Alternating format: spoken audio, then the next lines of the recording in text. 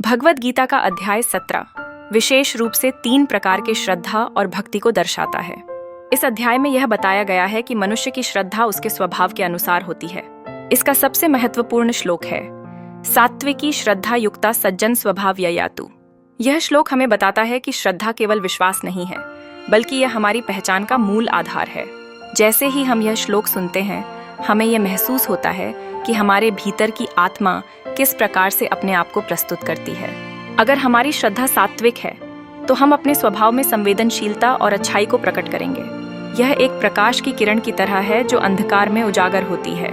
हमारी सात्विक श्रद्धा हमें ज्ञान के मार्ग पर और भी आगे बढ़ाती है। जब हम तपस्वियों और संतों की बात करते हैं, तो उनकी श्रद्धा का स्थान ऊपर उठता है।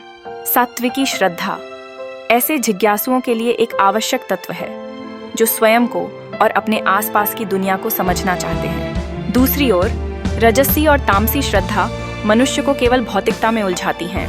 यह 2 प्रकार की श्रद्धा हमें हमारे कर्मों की प्रकृति को समझाने का अवसर देती हैं। इस श्लोक के माध्यम से हम यह भी समझते हैं कि श्रद्धा का हमारे आचार व्यवहार पर गहराई से प्रभाव पड़ता है। हमारी श्रेणी हमारे विचारों, भावनाओं और क्रियाओं में स्पष्ट दिखाई देती है। जो लोग सात्विक श्रद्धा के द्वारा चलते हैं, वे जीवन में आनंद और शांति का अनुभव करते हैं, जबकि रजसी और तामसी श्रद्धा वाली व्यक्तियों का जीवन अधूरे सपने जैसा प्रतीत होता है।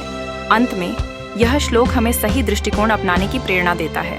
यह हमें यह समझाता है कि श्रद्धा का विकास करने के लिए हमें स्वयं का निरंतर विकास करना चाहिए, चाहे हम कितने भी कठिन कार्य करें। अगर हमारी श्रद्धा सही दिशा में है, तो परिणाम हमेशा सकारात्मक रहेंगे।